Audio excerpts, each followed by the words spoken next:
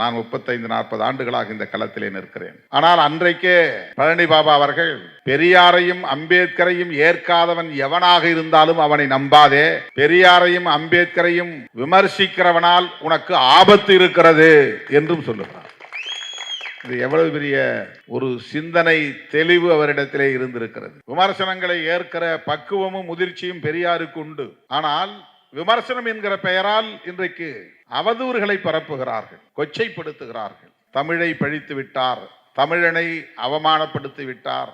இப்படி சொல்லுகிறவர்கள் எந்த இடத்திலாவது சாதிய கொடுமைகளை பற்றி ஆத்திரப்பட்டு இருக்கிறார்களா? ஆணவ கொலைகளை கண்டித்திருக்கிறார்களா? ஏன் வேங்கவேயல் பிரச்சனைக்காக போராடி இருக்கிறார்களா? ஒவ்வொரு நாளும் தலித்துகளுக்கு எதிரான வன்முறைகள் கட்டவிழ்த்து விடப்படுகின்றனவே, அந்த சாதிய ஆதிக்க வன்கொடுமைகளை எதிர்த்து பேசியிருக்கிறார்களா? சனாதன தர்மத்தை விடவா இந்த மண்ணிலே ஆபத்து இருக்கிறது? இஸ்லாமியர்களுக்கு எதிரான வெறுப்பு அரசியலை விதைக்கிற RSS சங் பரிவார்களின் வெறுப்பு அரசியலை விடவா இங்கே பெரியாருடைய அரசியல் ஆபத்தானது? பாபர் மசூதி இடிக்கப்பட்டதே, அந்த இடத்தில் இன்றைக்கு ராமர் கோவில் கட்டி இருக்கிறார்களே, நீதிமன்றத்தையும் பயன்படுத்தி ஒரு பெரிய அநீதியை இழைத்திருக்கிறார்களே, இது எவ்வளவு பெரிய கொடூரம்! அதற்கு இவர்களிடத்திலே கொந்தளிப்பு இருக்கிறதா? குமுறல் இருக்கிறதா? ஆத்திரம் இருக்கிறதா? ஆவேசம் வருகிறதா? தீர்ப்பு வந்து கொண்டிருக்கிற போதே நான் அடிவயிறு எரிய எரிய அதை கண்டித்தேன், விமர்சித்தேன். ஏன் அது அநீதி என்பதை என்னால் உணர முடிந்தது. உச்ச நீதிமன்றமாயிருந்தால் என்ன, எந்த நீதிமன்றமாயிருந்தால் என்ன, அநீதியை சொல்லுகிற போது அதை விமர்சிக்காமல் எப்படி இருக்க முடியும்? கண்டெம்ப்ட் ஆஃப் கோர்ட் என்றார்கள், வரட்டும். ஆனால் இதை விமர்சிக்காமல் இருக்க முடியாது. இயல்பாக அந்த கொந்தளிப்பு வந்தது. சோ ராமசாமி அவர் மறைந்து விட்டார். அவருடைய வாரிசாக இன்றைக்கு குருமூர்த்தி என்பவர் இருக்கிறார். H ராஜா, இவர்களெல்லாம் யார்? இவர்கள் எப்படி பெரியாரை ஏற்றுக்கொள்வார்கள்? பெரியாரை போற்றுகிற பழனி பாபாவை ஏற்றுக்கொள்வார்கள்? பழனி பாபாவுக்கு வீர வணக்க நிகழ்ச்சி நடத்துகிற, அதில் கலந்து உரையாற்றுகிற திருமாவளவனை ஏற்றுக்கொள்வார்கள்? ஒருபோதும் ஏற்றுக்கொள்ள மாட்டார்கள். அப்படிப்பட்டவர்களின் அந்த அரசியலுக்கு துணை போகக்கூடிய வகையிலே இன்றைக்கு சனாதனத்தை விமர்சிக்காமல், பிஜேபியை எதிர்க்காமல், RSS எதிர்க்காமல், திராவிட அரசியலை, பெரியார் அரசியலை விமர்சிப்பது அதிர்ச்சி அளிக்கிறது. இது ஆபத்தானது என்கிற அச்சத்தை ஏற்படுத்துகிறது.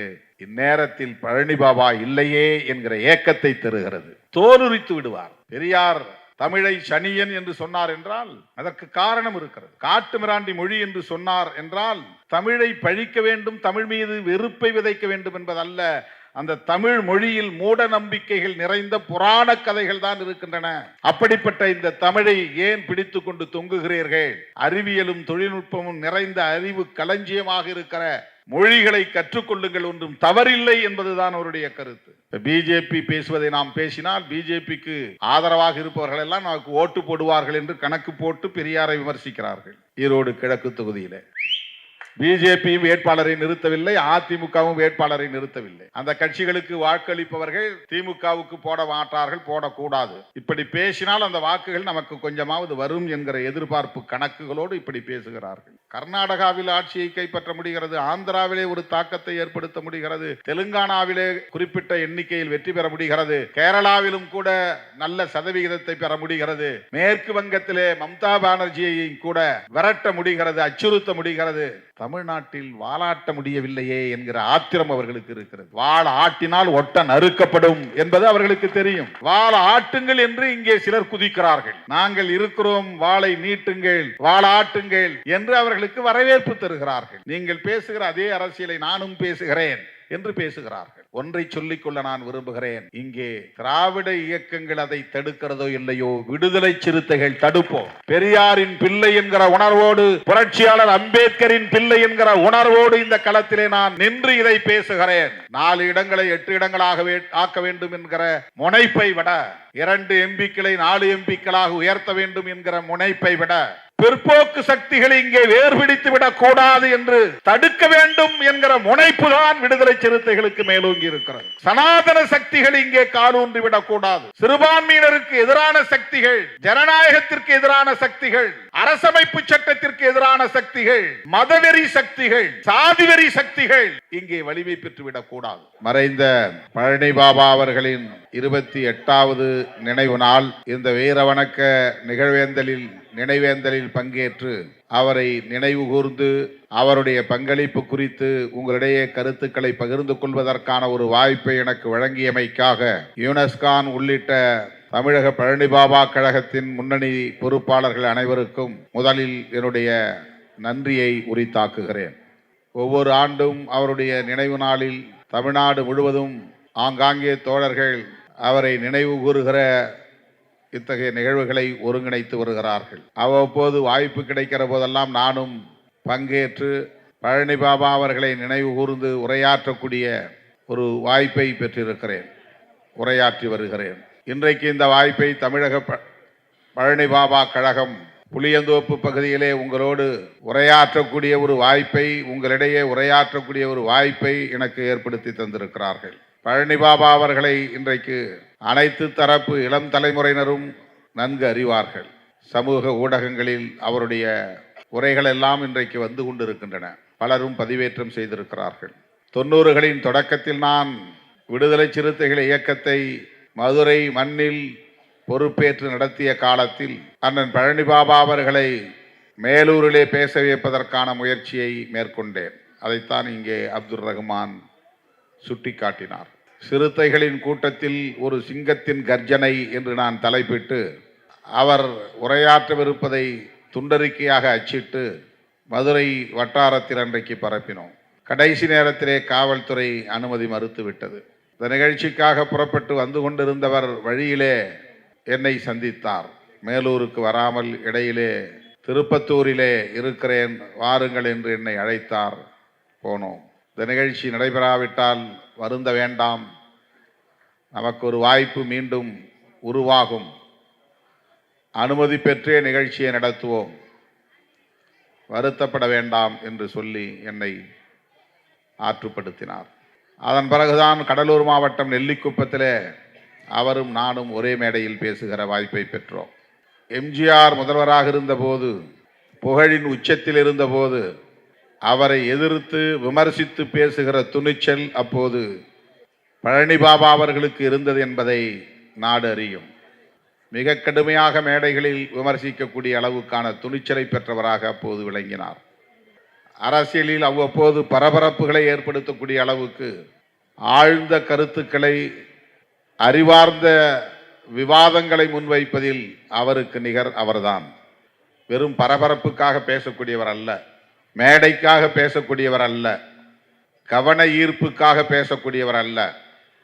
அவர் பேசுவதிலே ஒரு தர்க்க நியாயம் இருக்கும், ஒரு லாஜிக் இருக்கும். அவருடைய உரையில் குறை சொல்ல முடியாத அளவுக்கான வாத திறம் இருக்கும். ஏன் எம்ஜிஆரை விமர்சிக்கிறேன் என்பதற்கு அவர் எடுத்து வைக்கிற வாதங்களை யாராலும் மறுக்க முடியாது. கொள்கை சார்ந்துதான் அவருடைய விமர்சனங்கள் இருக்கும். அவரிடத்தில் மதவெறி உணர்வோ இனவெறி உணர்வோ மேலோங்கி இருந்ததில்லை. வெறும் ஆவேசம் மட்டுமே அவருடைய உரையில் அமைந்ததில்லை. ஆவேசம் இருக்கும், அதே வேளையில் ஆழ்ந்த கருத்தும் இருக்கும். எப்படி இவ்வாறு துணிச்சலாக பேசுகிறார் என்று அனைவரும் வியக்கக்கூடிய வகையில் அவருடைய உரையின் வீச்சு இருக்கும். இங்கே அப்துல் ரஹ்மான் அவர்கள் சொன்னதைப் போல இப்போது அவர் பேசிய ஒரு பேச்சு 1.5 நிமிட வீடியோ ஒன்று பரபரப்பாக சமூக ஊடகங்களில் பரவி வருகிறது. இது ஒன்றே சான்று அவர் எத்தகைய கொள்கை பார்வை உள்ளவராக இருந்திருக்கிறார், தொலைநோக்கு பார்வை உள்ளவராக இருந்திருக்கிறார். அந்த உரையிலேயே சொல்லுகிறார், நான் இதற்கு பிறகு உயிரோடு இருப்பேனோ அல்லது இல்லாமல் இருப்பேனோ எனக்கு தெரியாது. யாராவது என்னை கொன்று போடுவதற்கும் வாய்ப்பு இருக்கிறது. ஆகவே இப்போதே நான் சொல்லி வைக்கிறேன். இதைத்தான் தீர்க்க தரிசனம் என்று சொல்லுகிறார்கள். பழனி பாபா அவர்கள் அப்படி என்ன சொன்னார் என்றால், ஒரு இஸ்லாமியராக இருந்து கொண்டு வெறும் இஸ்லாம் மதம் சார்ந்த, மார்க்கம் சார்ந்த கருத்துக்களை மட்டுமே பேசக்கூடியவராக இல்லாமல் வெகு மக்களுக்கான அரசியலை பேசக்கூடிய தெளிவும் உறுதியும் அவரிடத்திலே இருந்தது. என்ன சொன்னார் என்றால், பெரியாரையும் அம்பேத்கரையும் ஏற்றுக்கொள்ளாதவன் எவனாயிருந்தாலும் அவனை நம்பாதே என்று சொன்னார்.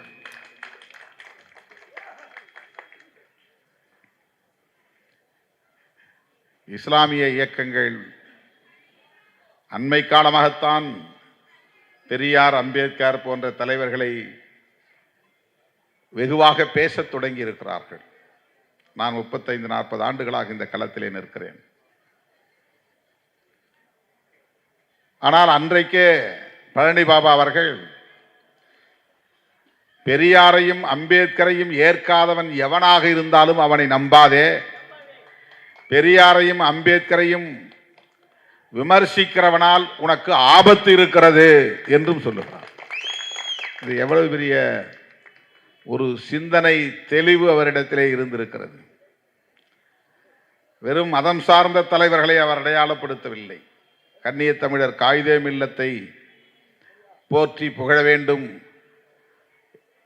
எங்கள் இஸ்லாமிய தலைவர், அவரை நீங்கள் ஏற்றுக்கொள்ள வேண்டும், அவரை ஏற்காதவனை நீங்கள் புறந்தள்ள வேண்டும் என்று அவர் பேசவில்லை. தமிழ்நாட்டு மக்களின் எதிர்காலத்தை கருத்தில் கொண்டு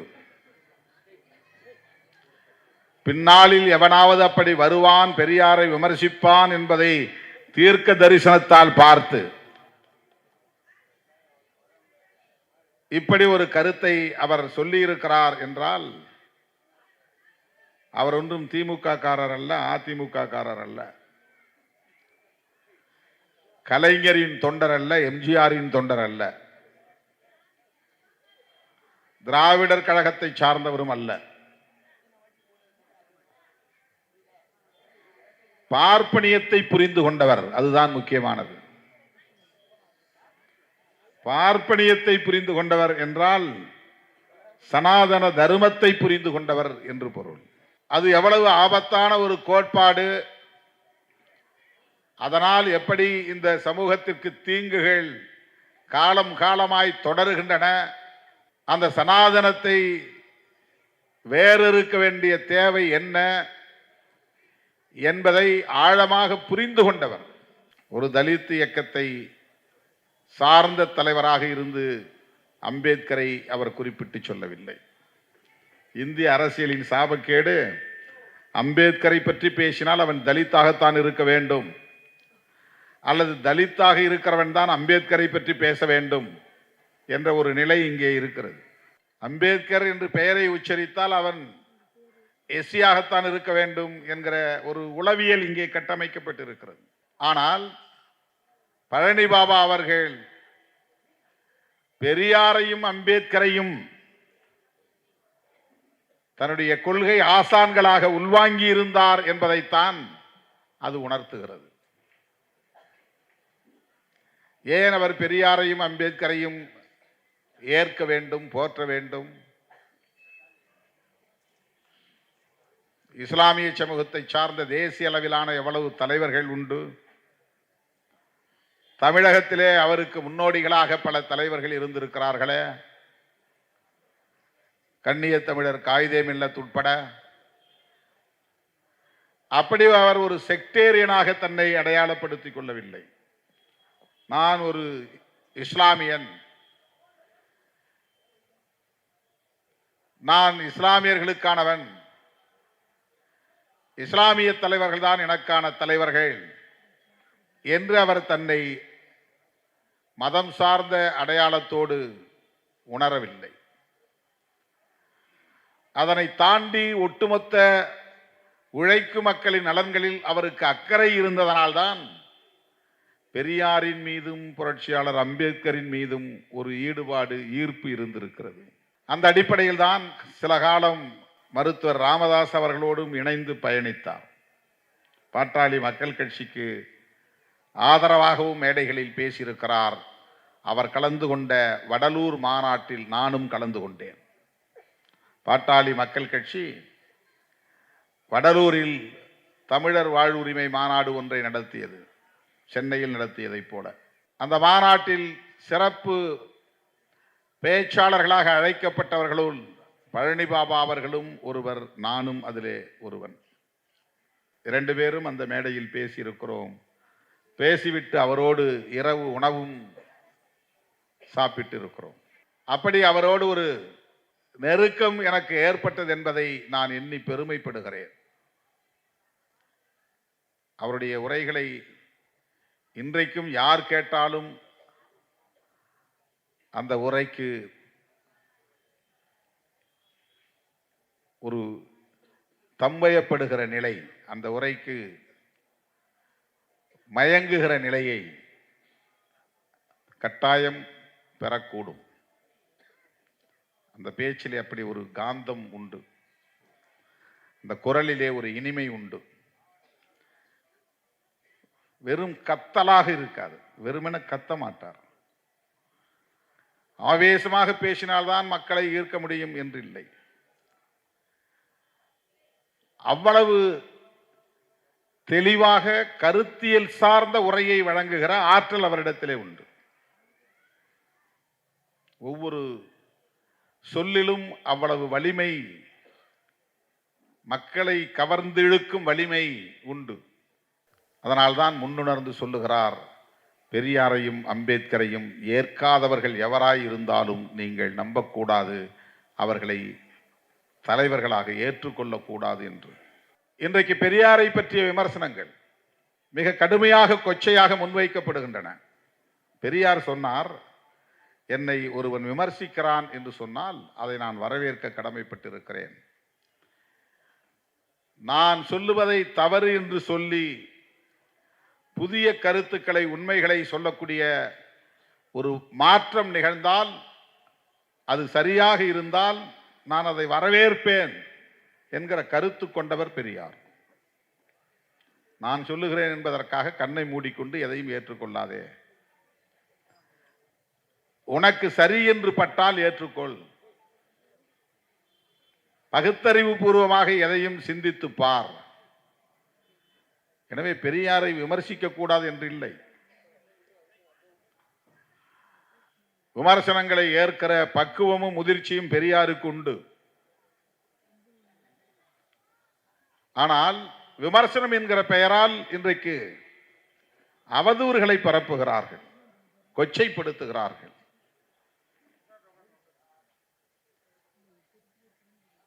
தமிழை பழித்து விட்டார், தமிழனை அவமானப்படுத்தி விட்டார். இப்படி சொல்லுகிறவர்கள் எந்த இடத்திலாவது சாதிய கொடுமைகளை பற்றி ஆத்திரப்பட்டு இருக்கிறார்களா? ஆணவ கொலைகளை கண்டித்திருக்கிறார்களா?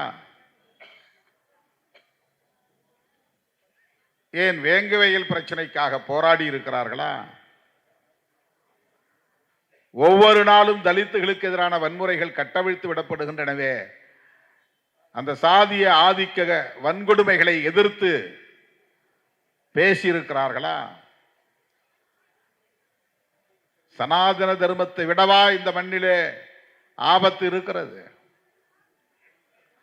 இஸ்லாமியர்களுக்கு எதிரான வெறுப்பு அரசியலை விதைக்கிற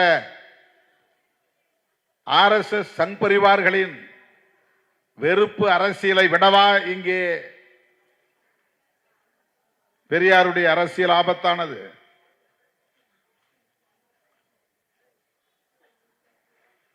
எண்ணி பார்க்க வேண்டும். மாட்டு வணிகம் செய்யக்கூடிய இஸ்லாமியர்களை தேடி தேடி பிடித்து பசுமாட்டை இவர்கள் வதை செய்கிறார்கள் என்று சொல்லி அடித்து கொலை செய்கிற மாப் லிஞ்சிங், கும்பல் கொலை எவ்வளவு கொடூரமானது! அதை கண்டிக்கிற திராணி இங்கே பெரியாரை விமர்சிப்பவர்களுக்கு உண்டா? பாபர் மசூதி இடிக்கப்பட்டதே, அந்த இடத்தில் இன்றைக்கு ராமர் கோவில் கட்டி இருக்கிறார்களே, நீதிமன்றத்தையும் பயன்படுத்தி ஒரு பெரிய அநீதியை இழைத்திருக்கிறார்களே, இது எவ்வளவு பெரிய கொடூரம், குரூரம்! அதற்கு இவர்களிடத்திலே கொந்தளிப்பு இருக்கிறதா? குமுறல் இருக்கிறதா? ஆத்திரம் இருக்கிறதா? ஆவேசம் வருகிறதா? தீர்ப்பு வந்து கொண்டிருக்கிற போதே நான் அடிவயிறு எரிய எரிய அதை கண்டித்தேன், விமர்சித்தேன். ஏன் அது அநீதி என்பதை என்னால் உணர முடிந்தது. உச்ச நீதிமன்றமாயிருந்தால் என்ன, எந்த நீதிமன்றமாயிருந்தால் என்ன, அநீதியை சொல்லுகிற போது அதை விமர்சிக்காமல் எப்படி இருக்க முடியும்? கண்டெம்ப்ட் ஆஃப் கோர்ட் என்றார்கள், வரட்டும். ஆனால் இதை விமர்சிக்காமல் இருக்க முடியாது. இயல்பாக அந்த கொந்தளிப்பு வந்தது.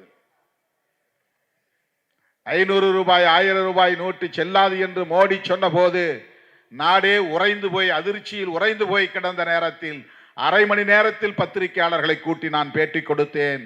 எடுத்தேன் கவிழ்த்தேன் என்று இந்த அறிவிப்பை செய்திருக்கிற மோடியின் போக்கை விடுதலை சிறுத்தைகள் கட்சி கண்டிக்கிறது. இவர் அரசமைப்பு சட்டத்திற்கு எதிராக செயல்படுகிறார். இந்த அரசமைப்பு சட்டத்தை பாதுகாக்க நாங்கள் மாநாடு நடத்துவோம் என்று பாண்டிச்சேரியிலே அரசமைப்பு சட்ட பாதுகாப்பு மாநாட்டை உடனே அறிவித்தேன். அப்படி மோடியின் செயல்பாடுகளை கண்டிக்கிற துணிச்சல் இவர்களுக்கு உண்டா? எண்ணி பார்க்க வேண்டும். இஸ்லாமியர்களுக்கும் கிறிஸ்தவர்களுக்கும் பாதுகாப்பற்ற ஒரு சூழல் தேசம் முழுவதும் இருக்கிறது.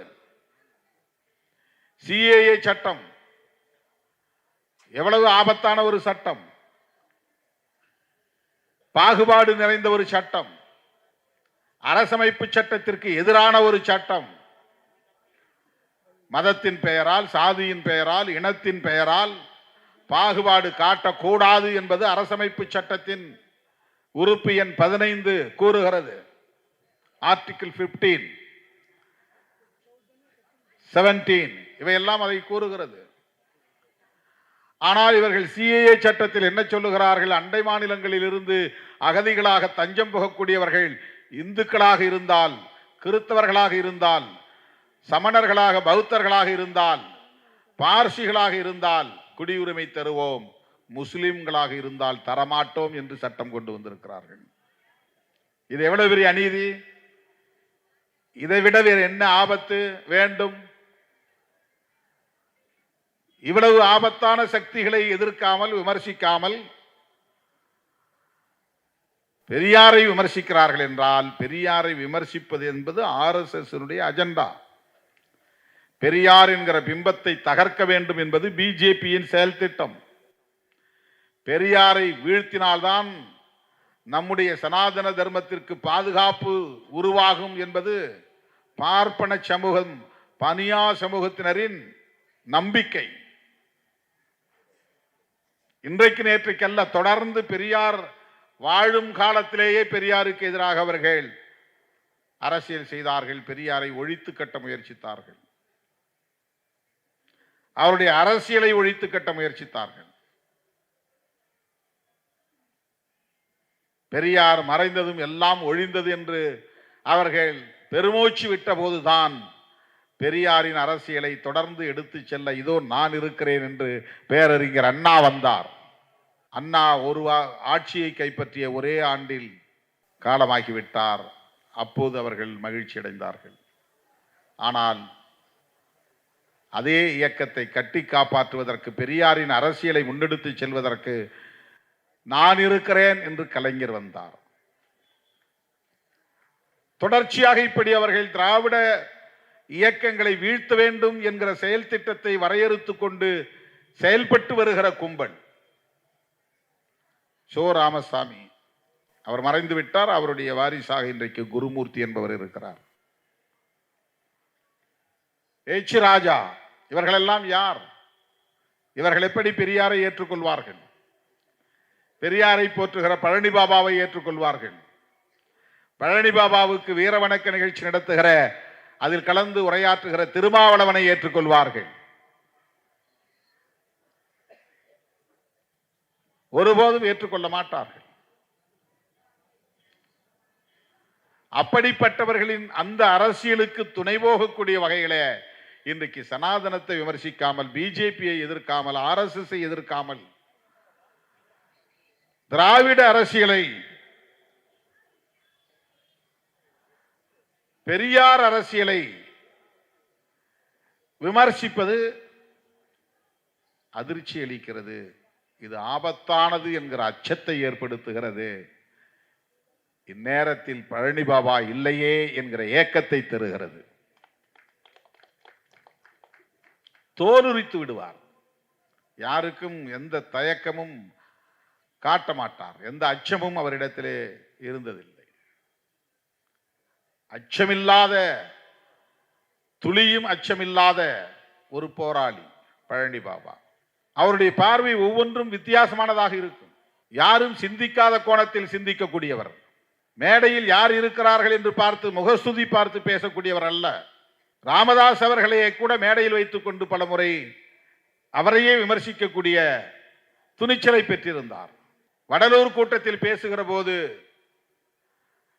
தலித் இயக்கங்களையும் விமர்சித்தார். நான் அந்த மேடையில் இருந்தேன். இவர் ஷெட்யூல் வகுப்பு மக்களிடத்திலே போய் மன்றாடுகிறார். என்னை முச்சந்தியிலே வைத்து விசாரியுங்கள் என்கிறார். நான் சட்டையை காட்டுகிறேன், ட்ரவுசரை காட்டுகிறேன் என்றெல்லாம் சொல்லுகிறார். இப்படியெல்லாம் நீங்கள் சொல்லியும் அவர்கள் உங்களை நம்பவில்லை என்று சொன்னார். அதில் இரண்டு பொருள் இருக்கிறது. ஒன்று, தலித்துகள் இவரை ஏற்றுக்கொள்ளவில்லை என்பது. இரண்டாவது, தலித்துகள் ஏற்றுக்கொள்ளக்கூடிய அளவுக்கு உங்கள் நடவடிக்கையும் இல்லை என்கிற விமர்சனமும் அதற்குள்ளே இருக்கிறது. எவ்வளவு சொல்லி பார்க்குறீங்க, ஆனா ஏன் அந்த மக்களை ஏத்துக்கல? உங்க மேல ஏன் நம்பிக்கை இல்லை? இப்படியெல்லாம் மேடையிலே வைத்து பேசுகிற துணிச்சல் அண்ணன் பழனி பாபா அவர்களுக்கு மட்டும்தான் உண்டு. நான் அவருடைய உரைகளை கேட்டு வியந்திருக்கிறேன். பழனி பாபா அவர்கள் எந்த மதத்தின் மீதும் வெறுப்பு அரசியலை விதைத்ததில்லை. இஸ்லாத்தை அவர் உயர்த்தி பிடிக்கிறார். இஸ்லாமிய தர்மங்களை, அற கருத்துக்களை அவர் விவரித்து பேசுகிறார். என்றாலும் பிற மதத்தினரை விமர்சித்ததில்லை. அந்த மதத்தை பயன்படுத்தி அரசியல் ஆதாயம் தேடுகிற கும்பலை விமர்சித்திருக்கிறார். அதுதான் இன்றைக்கு நாமும் பேசுவது.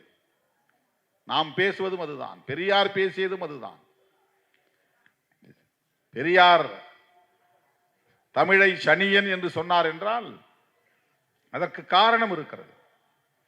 காட்டு மிராண்டி மொழி என்று சொன்னார் என்றால் தமிழை பழிக்க வேண்டும், தமிழ் மீது வெறுப்பை விதைக்க வேண்டும் என்பதல்ல.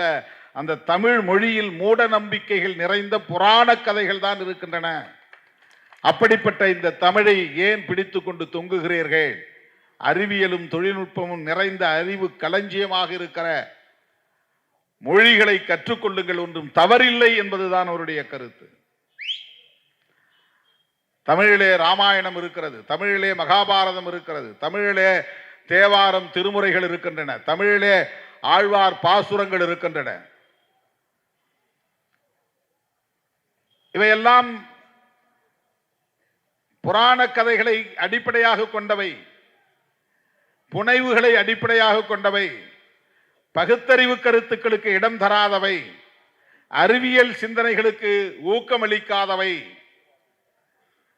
ஒரு புத்தகத்தை படித்தால் நமக்கு புதிய புதிய சிந்தனைகள் முகிழ்க்க வேண்டும், மலர வேண்டும், அறிவார்ந்த சிந்தனைகள் வளர வேண்டும். படிக்கிற போதே நமக்கு கிளை சிந்தனைகள் உருவாகும். அதுதான் சிறந்த புத்தகத்தின் அடையாளம். ஒரு வரியை படித்தால் அந்த வரி நமக்குள் ஏற்படுத்துகிற தாக்கம், அது குறித்த வேறு வேறு புதிய புதிய சிந்தனைகளை நமக்கு உருவாக்கும். அப்படித்தான் விஞ்ஞானிகள் தோன்றுகிறார்கள், அப்படித்தான் தத்துவ ஞானிகள் தோன்றுகிறார்கள். ஆனால் தமிழிலே நாம் என்ன படிக்கிறோம் என்றால் வெறும் மூட நம்பிக்கைகளை உள்வாங்கிக் கொண்டு பேய் இருக்கிறது, பிசாசு இருக்கிறது என்று அஞ்சி அஞ்சி வாழுகிற ஒரு சமூகத்தை தான் அது உருவாக்குகிறது. அப்படிப்பட்ட ஒரு மொழி காட்டுமிராண்டி காலத்தில், மனித நாகரிகம் அடையாத காலத்தில் பேசப்பட்ட மொழியாகவே இன்றைக்கும் இருக்கிறது. தற்காலத்திற்கு ஏற்ப அது தன்னை தகவமைத்துக் கொள்ளவில்லை என்கிற விரக்தியின் அடிப்படையில் சொன்ன வார்த்தை அது. பெற்ற பிள்ளை அடங்காவிட்டால் சனியனே என்று சொல்லுவதில்லையா? எங்கிருந்து வந்து பிறந்தானோ சனியன், அதனால் பிள்ளையை தூக்கி குப்பையிலே வீசி விடுவார்களா? வேண்டாம் என்று பொருளா? வெறுத்து விட்டார்கள் என்று பொருளா? ஒரு விரக்தி. தாயே பிள்ளையை சனியன் என்று திட்டுவதை நாம் பார்க்கிறோம். இங்க உட்கார்ந்து பல பேர் அந்த திட்டு வாங்கியிருக்க வாய்ப்பு இருக்கிறது. அப்படி பெற்றோர் தாம் பெற்ற பிள்ளையை வசைபாடுவதால் அந்த பிள்ளையை வெறுத்து விட்டார்கள் என்று பொருள் இல்லை. இந்த தமிழ் வளர வேண்டும் என்பதற்காக தமிழில் எழுத்து சீர்திருத்தம் கொண்டு வந்தவர் பெரியார். முன்னெல்லாம் லைவ் போடும்போது யானை கொம்பு மாதிரி போடும், அது யானை கொம்புன்னே சொல்லுவோம். அது தேவையில்லை என்று சொன்னவர் பெரியார், தமிழ் அறிஞர்கள் இல்லை. எல்லாத்துக்கும் கைக்கு ரெட்டை கொம்பு போடுற மாதிரி ரெட்டை சுழி கை என்று எழுதுகிற போது, லை என்கிற போது யானை தும்பிக்கை தேவையில்லை, அதுவும் ரெட்டை சுழி போடலாம் என்று சொன்னவர் பெரியார். 247 எழுத்துக்கள் தேவையில்லை, அதை இன்னும் சுருக்க வேண்டும் என்று சொன்னவர் பெரியார்.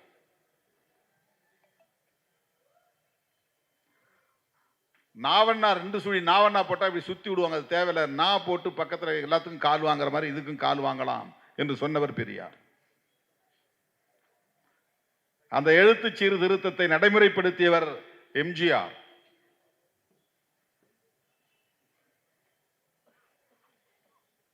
அப்படிப்பட்ட பெரியாரை பழனி பாபாவால் புரிந்து கொள்ள முடிந்தது, பெரியாரை ஏற்றுக்கொள்ள முடிந்தது, பெரியாரை போற்ற முடிந்தது. இஸ்லாமிய சொந்தங்கள் நினைவிலே கொள்ள வேண்டும், நெஞ்சிலே இருத்த வேண்டும். பழனி பாபாவை நேசிக்கக்கூடிய ஒவ்வொரு இஸ்லாமிய இளைஞனும் அதை உள்வாங்கிக் கொள்ள வேண்டும். பெரியாருக்கு இறை நம்பிக்கை இல்லை என்பது வேறு. இஸ்லாமியர்களுக்கு இறை நம்பிக்கை தான் முதன்மையானது. இறை அச்சம் மிக முக்கியமானது. எந்த ஒரு மனிதனுக்கு இறை நம்பிக்கை இருக்கிறதோ அவனுக்குத்தான் இறை அச்சம். கடவுள் ஒருத்தன் இருக்கிறான், பார்த்துக்கிட்டே இருக்கிறான் அப்படிங்கிற பயம் இருக்கும்.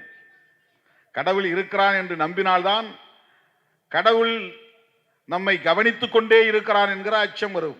அந்த அச்சம் தேவை என்று சொல்லுகிறது இஸ்லாம். யாருக்கும் தெரியாது நாம் திருட்டுத்தனமாக ஒரு வேலையை செய்கிறோம் என்று ஒரு மனிதன் எல்லோருடைய கண்களையும் மறைத்து திருட்டுத்தனமான வேலைகளில் ஈடுபட முடியும்.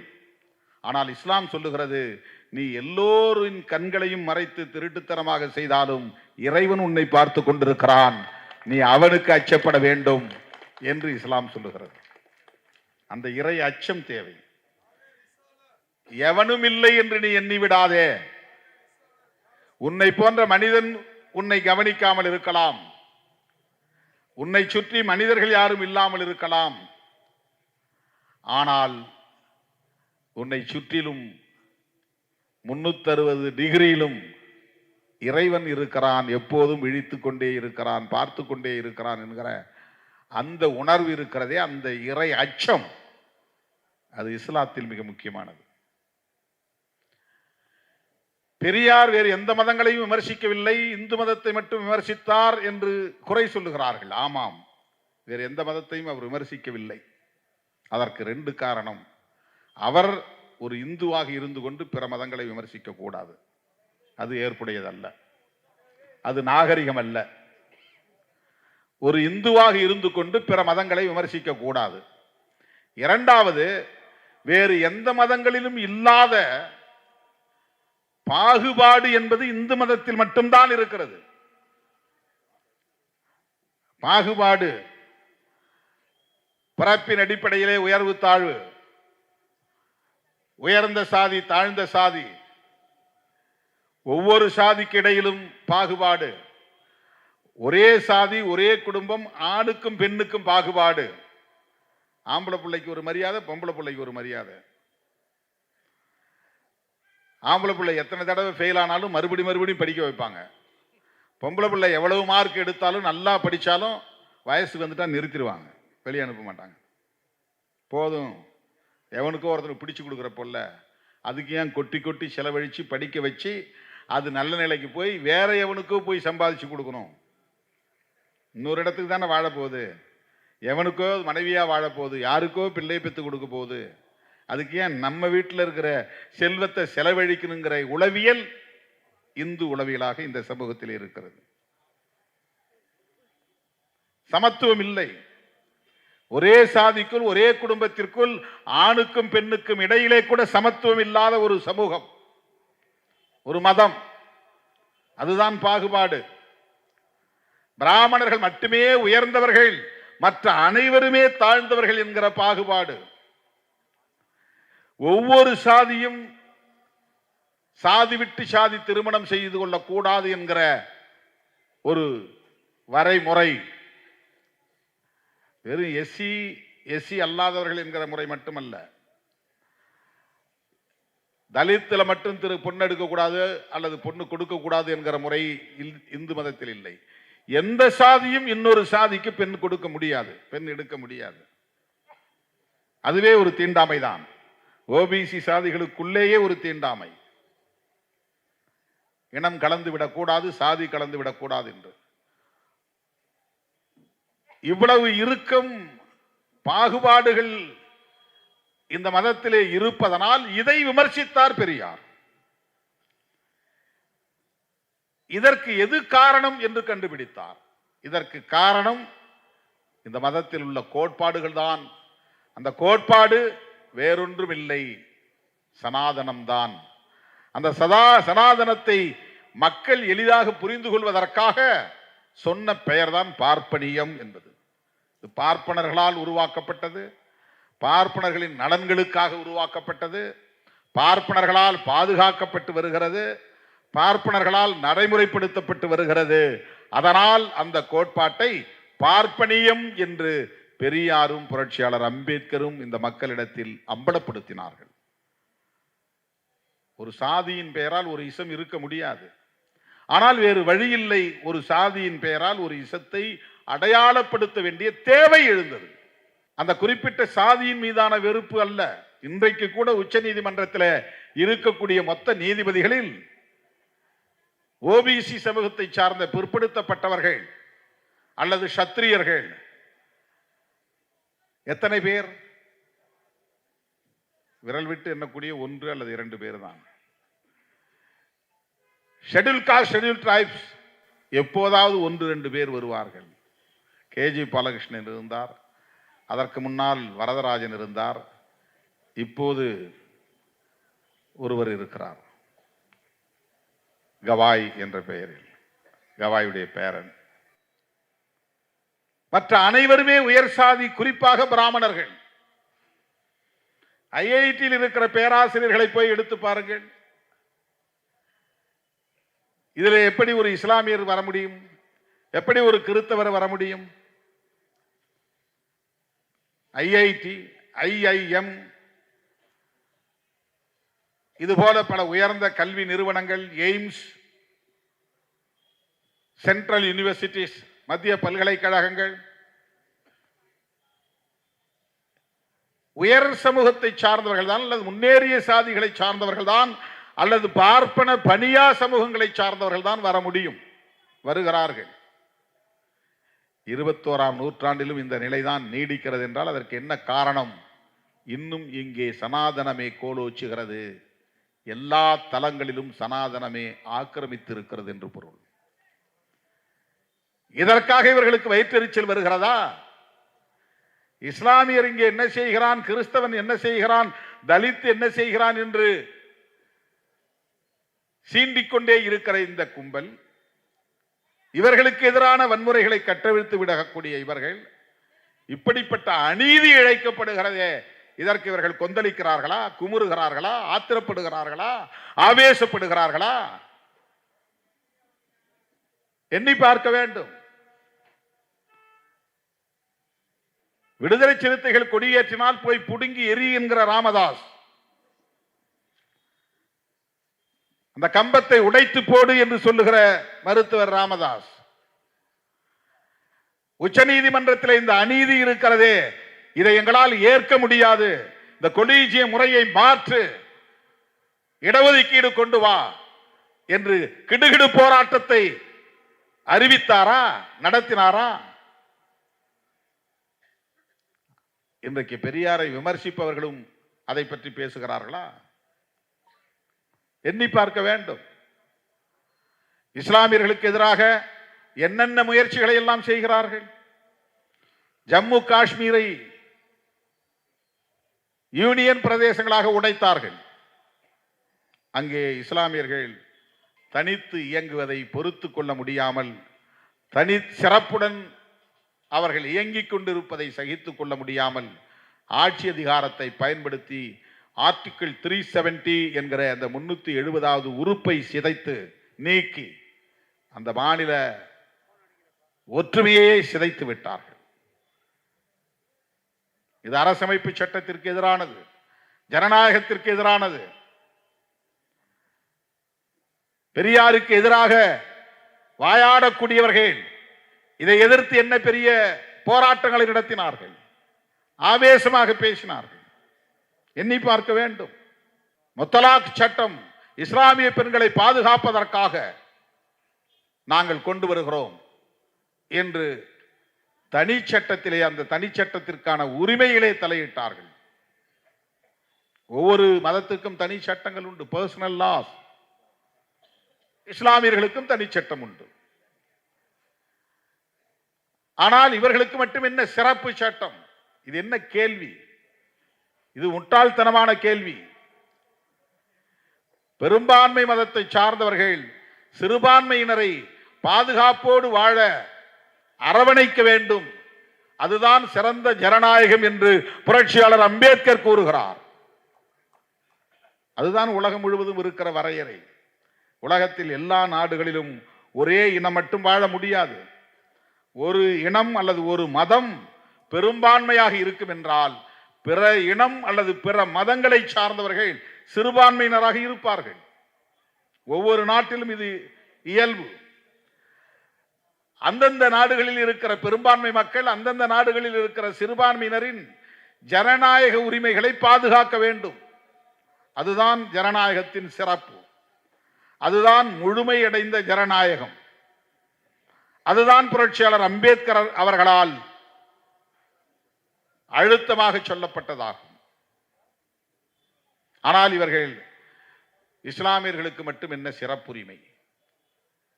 ஆகவே பர்சனல் லா என்பதே கூடாது, காமன் சிவில் கோடு,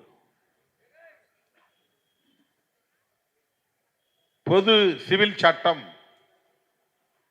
இதுதான் அவர்களின் அஜெண்டா. இன்றைக்கு உத்தரகாண்டிலே மாநில அரசாங்கமே பொது சிவில் சட்டத்தை கொண்டு வந்து நடைமுறைப்படுத்துகிறது. இனி இந்தியா முழுவதும் எல்லா மாநிலங்களிலும் இதை கொண்டு வருவதற்கு முயற்சிப்பார்கள். இங்கே திமுக அரசு இருப்பதனால் அப்படி பொது சிவில் சட்டம் வராது. திமுக அரசு பெரியாருடைய கருத்துக்களை உள்வாங்கிய ஒரு அரசு என்பதனால் இஸ்லாமியர் போன்ற சிறுபான்மையினருக்கு எதிரான ஒரு நிலைப்பாட்டை அது எடுக்க துணியாது. ஆனால் தமிழ்நாட்டிலே பிஜேபி வளர்ந்தால், பிஜேபி ஆட்சியில் இருந்தால் இது போன்ற சட்டங்கள் உடனே வரும்.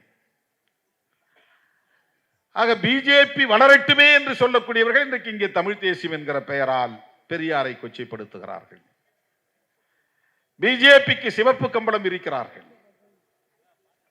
RSS அரசியலுக்கு அடித்தளம் அமைத்து தருகிறார்கள். மிகவும் ஆபத்தான ஒரு அரசியல்.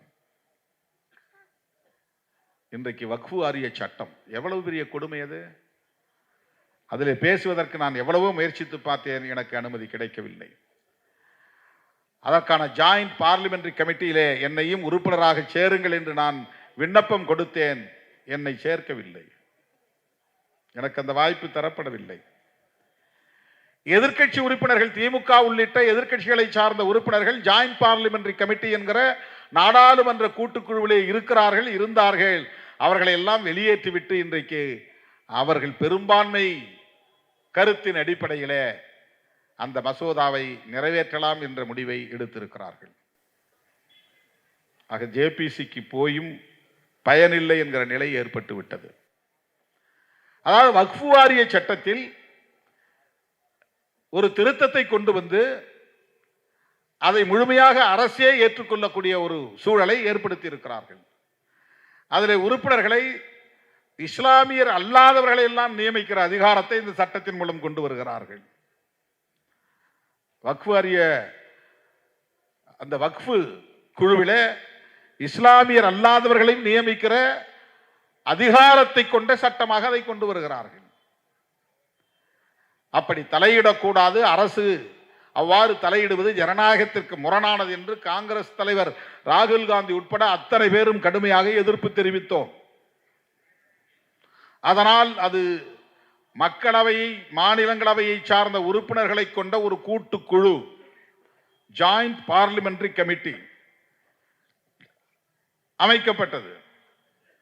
ராஜ்யசபா எம்பிஸ், லோக்சபா எம்பிஸ், எல்லா கட்சிகளையும் சார்ந்த உறுப்பினர்கள் கொண்ட ஒரு குழு. அந்த குழு இது பற்றி விரிவாக விவாதிக்கும். நெடுநேரம் எடுத்து ஒவ்வொருவரும் வாதாடுவதற்குரிய வாய்ப்பு அந்த குழுவிலே கிடைக்கும். பார்லிமெண்ட்ல கிடைக்காது. அப்படி ஒரு குறிப்பிட்ட நேரத்துக்குள்ள சில பேரை மட்டும் பேச வச்சு உடனே பெரும்பான்மை அடிப்படையில் ஓட்டு போட்டு அதை நிறைவேற்றி விடுவார்கள் மசோதாவை. அந்த மாதிரி அவசரமாக செய்யக்கூடாது. விரிவாக விவாதிக்க வேண்டும். ஒவ்வொருவரும் கருத்து சொல்ல வேண்டும். ஒவ்வொரு கட்சியின் சார்பிலும் வாதாடுவதற்கு வாய்ப்பு தர வேண்டும் என்கிற அடிப்படையில் உருவாக்கப்படுவதுதான் ஜாயிண்ட் பார்லிமெண்டரி கமிட்டி. அந்த அடிப்படையிலே பல கூட்டங்கள் நடந்தன. எதிர்க்கட்சிகள் கடுமையாக எதிர்ப்பு தெரிவித்தன. இந்த சட்டமே கூடாது, இதை திரும்ப பெற வேண்டும் என்று வாதங்களை எடுத்து வைத்தன. ஆனால் அவர்கள் வழக்கம் போல எப்படி லோக்சபாவில் பெரும்பான்மையை பயன்படுத்தி சிறுபான்மையினரின் கருத்துக்களை புறந்தள்ளுகிறார்களோ அதை போல ஜேபிசியிலும் அவர்கள் பெரும்பான்மையாக இடம்பெற்று எதிர்க்கட்சிகளின் வாதங்களை புறந்தள்ளி விட்டார்கள். இது எவ்வளவு பெரிய அநீதி! பெரியாருக்கு எதிராக கொந்தளிக்கிறவர்கள் இதற்கு எதிராக கொந்தளித்தார்களா என்ற கேள்வி எழுகிறது. குமுறினார்களா, ஏன் குமுறவில்லை என்கிற கேள்வி எழுகிறது. இப்படி சொல்லிக்கொண்டே போகலாம். அடுத்தடுத்து பல மசூதிகளை குறிவைக்கிறார்கள்.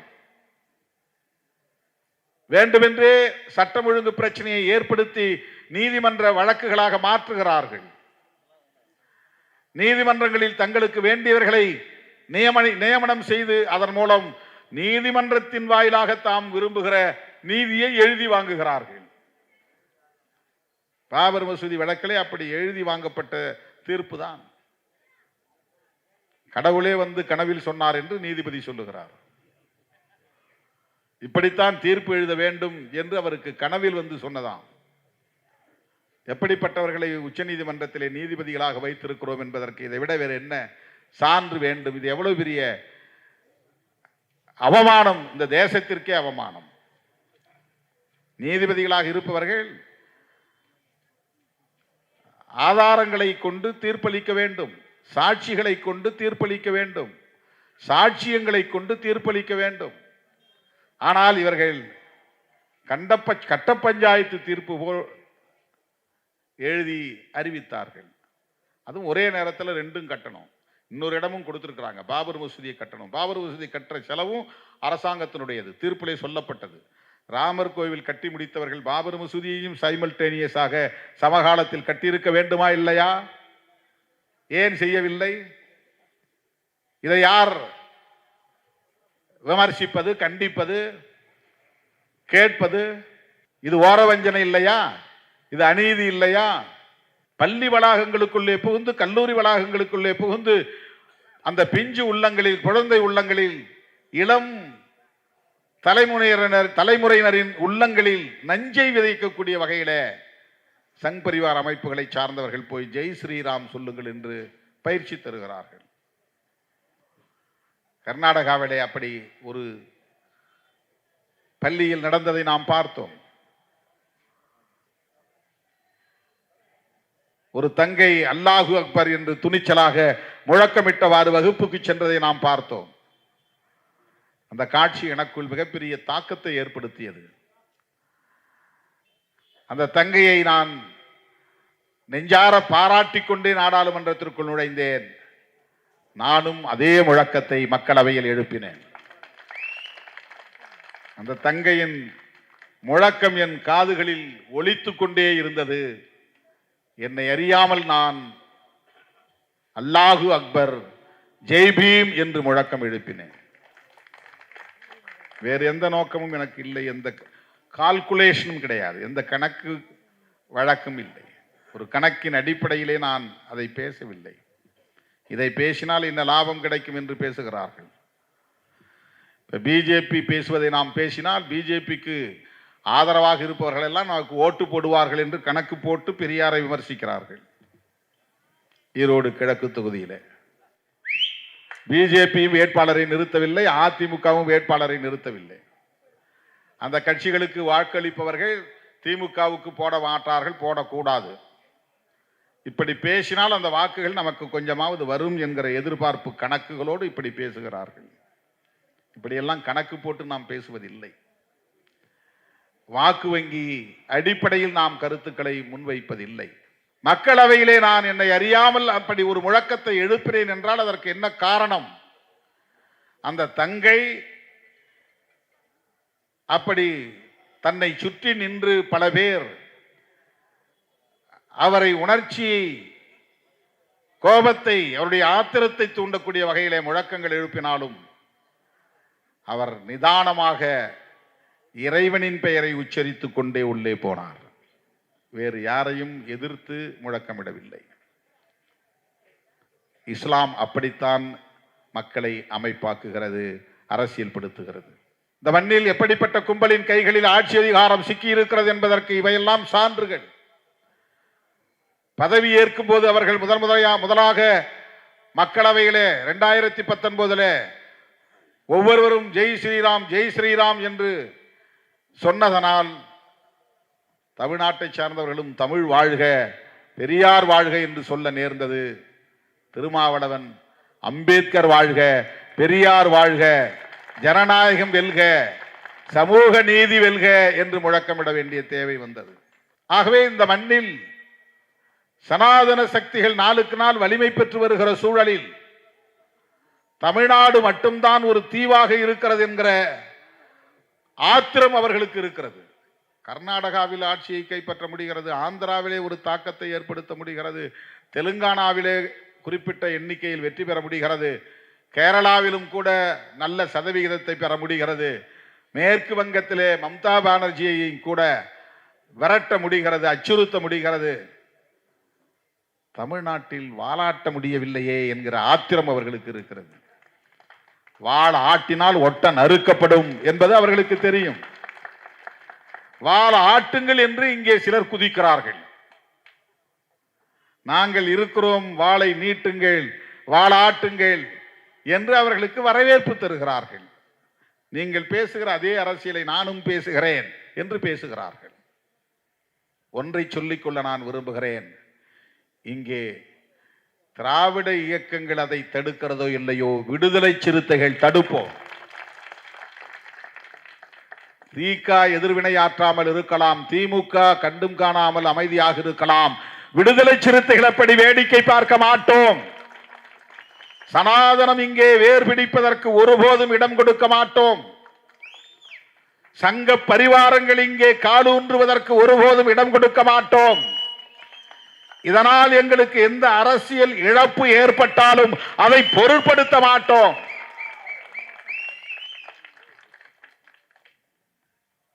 நான் உணர்ச்சி வயப்பட்டு இதை பேசவில்லை, தொலைநோக்கு பார்வையோடு பேசுகிறேன். பெரியாரின் பிள்ளை என்கிற உணர்வோடு, புரட்சியாளர் அம்பேத்கரின் பிள்ளை என்கிற உணர்வோடு இந்த களத்திலே நான் நின்று இதை பேசுகிறேன். 4 இடங்களை 8 இடங்களாக ஆக்க வேண்டும் என்கிற முனைப்பை விட 2 எம்பிக்களை 4 எம்பிக்களாக உயர்த்த வேண்டும் என்கிற முனைப்பை விட பிற்போக்கு சக்திகளை இங்கே வேர்பிடித்து விடக் கூடாது என்று தடுக்க வேண்டும் என்கிற முனைப்பு தான் விடுதலை சிறுத்தைகளுக்கு மேலோங்கி இருக்கிறது. சனாதன சக்திகள் இங்கே காலூன்றி விடக் கூடாது. சிறுபான்மையினருக்கு எதிரான சக்திகள், ஜனநாயகத்திற்கு எதிரான சக்திகள், அரசமைப்பு சட்டத்திற்கு எதிரான சக்திகள், மதவெறி சக்திகள், சாதிவெறி சக்திகள் இங்கே வலிமை பெற்றுவிடக் கூடாது. ஓரிரு மாதங்களுக்கு முன்பு எவ்வளவு நெருக்கடிகளை நாம் சந்திக்க நேர்ந்தது என்பது உங்களுக்கு தெரியும். நம்மை வைத்து பகடைக்காய் உருட்ட பார்த்தார்கள். நீங்கள் நினைப்பது போல் திருமாவளவன் இல்லை என்பதை காலம் அவர்களுக்கு உணர்த்தியது. நீங்கள் தப்பு கணக்கு போடுவது போல் சிறுத்தைகள் இயக்கம் இல்லை என்பதை காலம் அவர்களுக்கு உணர்த்தியது.